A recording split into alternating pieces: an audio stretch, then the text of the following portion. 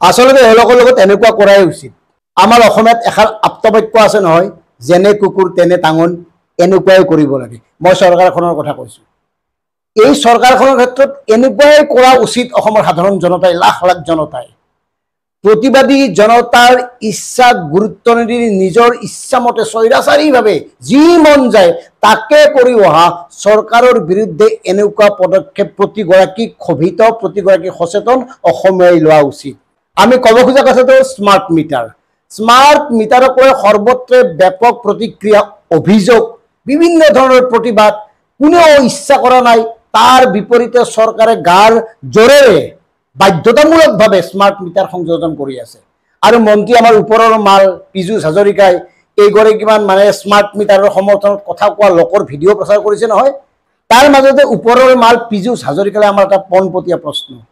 আপুনি যেনেকৈ চৰকাৰৰ মন্ত্ৰী, কেবিনেট মন্ত্ৰী, আপোনাৰ কাৰণে অসমৰ ৰাইজৰ কিবা ভাগ ভাগ আছে নেকি? যিসকলে অভিযোগ কৰি আছে তেওঁলোকৰ প্ৰতি আপোনাৰ দায়িত্ব আছেনে নাই? যিসকলে সমৰ্থন কৰিছে, যি কেইজনমানে, আৰু তেওঁলোকে কিয় সমৰ্থন কৰিছে, গোটেই কথাবোৰ পোহৰলৈ আহিব যদিহে তেওঁলোকৰ খবৰ লোৱা হয়, তেওঁলোকৰ খবৰ কৰে সাংবাদিকসকলে। কাৰণ যি সময়ত স্মাৰ্ট মিটাৰক লৈ সৰ্বস্তৰত অভিযোগ, সৰ্বস্তৰত আপত্তি, আনকি প্ৰমাণ হৈছে তেওঁলোকৰ অভিযোগ আপত্তি, তাৰ পিছত মন্ত্ৰী পীযুষ হাজৰিকাই স্মাৰ্ট মিটাৰক সমৰ্থন কৰি বাইট দিয়া, মন্তব্য দিয়া লোকৰ যদি ভিডিঅ' প্ৰদৰ্শন কৰে, তাৰ মানে কি বুজায়? এই যে বিৰোধ কৰি আছে, এই যে মানি লোৱা নাই, তেওঁলোকক গুৰুত্ব দিয়াৰ আপোনাৰ প্ৰয়োজন নাই? এনেকুৱা নেকি এজন চৰকাৰী মন্ত্ৰী? সেইকাৰণে কৈছোঁ এওঁলোকক এই ধৰণে কৰিব লাগে। এই ধৰণে মানে ডিমৌত, শিৱসাগৰ ডিমৌত ৰাইজে নিজৰ ঘৰৰ স্মাৰ্ট মিটাৰ খুলি আনি বিভাগীয় বিষয়াৰ হাতত অৰ্পণ কৰিছে।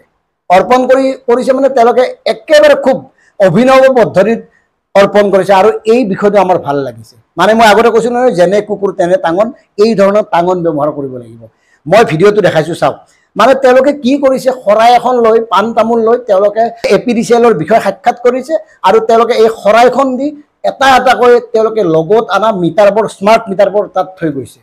আৰু এই ধৰণৰ প্ৰতিবাদ অসমৰ সৰ্বস্তৰত হোৱা উচিত। প্ৰতিগৰাকী লোকেই কৰা উচিত যিসকলে স্মাৰ্ট মিটাৰ ভাল পোৱা নাই। আমিও ভাল পোৱা নাই। স্মাৰ্ট মিটাৰ মানুহৰ অনিচ্ছা সত্ত্বে বাধ্যতামূলকভাৱে এনেকৈ সংযোজন কৰি যাব। আৰু চৰকাৰে কৈছে আগৰটোও ঠিকে আছে, এতিয়াও ঠিকে আছে। যদি আগৰটো আৰু এতিয়াৰটোৰ কোনো পাৰ্থক্যই নাই, তেতিয়াহ'লে কিয় হাজাৰ হাজাৰ লাখ লাখ লোকৰ ইচ্ছাৰ বিপৰীতে গৈ আপোনালোকে বাধ্যতামূলক কৰিছে?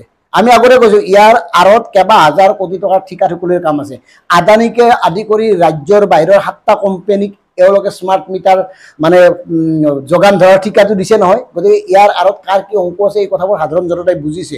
আৰু স্মাৰ্ট মিটাৰৰ বাবে যে অসমৰ সাধাৰণ জনতাৰ 1 গুণৰ ঠাইত 4-5 গুণ বিল আহিছে, ইতিমধ্যে প্ৰমাণ হৈছে।